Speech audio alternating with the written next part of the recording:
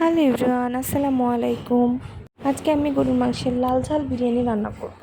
তার জন্য আমি প্রথমে 1 কেজি পরিমাণ মাংস নিয়ে নিলাম। তাতে আমি আদা, রসুন, জিরা বাটা এবং লং, দারচিনি, এলাচ, পেঁয়াজ, দুটো কাঁচামরিচ চিড়ে দিয়ে নিলাম। হলুদ, লবণ, মরিচ, ধনিয়া পরিমাণ মতো দিয়ে তাতে তেল দিয়ে আমি মাংসটাকে কিছুক্ষণ মাখবো। মাংসটা মাখা হয়ে গেলে আমি তাতে পরিমাণ মতো পানি দিয়ে মাংসটাকে রান্না হতে বসিয়ে দেব। এদিকে মাংসটা হতে হতে আমি কিছুটা তেলে আলু ভেজে নেব। আলুটা কিছুক্ষণ ভাজা হয়ে এলে নামিয়ে রাখবো।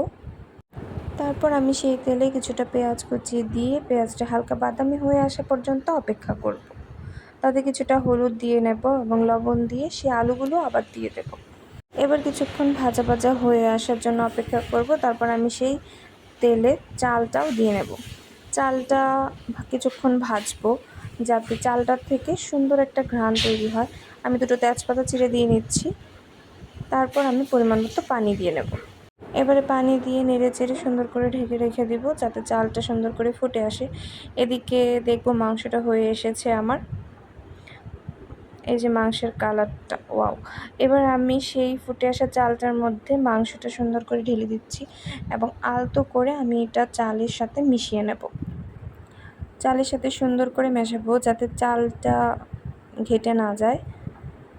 তারপর আমি কয়েকটা উপরে কাঁচা মরিচ দিয়ে ঢেকে ভাপে রেখে দেব হতে। মাঝে আমি আবারও নাড়াচাড়া করে নিচ্ছি। আমার এই চ্যানেলের ভিডিও যদি সবার ভালো লাগে অবশ্যই চ্যানেলটাকে সাবস্ক্রাইব করে বেল আইকনটিতে ক্লিক করে রাখবেন, যাতে পরবর্তীতে আমি কোনো ভিডিও আপলোড করার সাথে সাথে আপনারা পেয়ে যান। এবং অবশ্যই লাইক, কমেন্ট, শেয়ার করবেন। এদিকে আমার লাল বিরিয়ানি কমপ্লিট।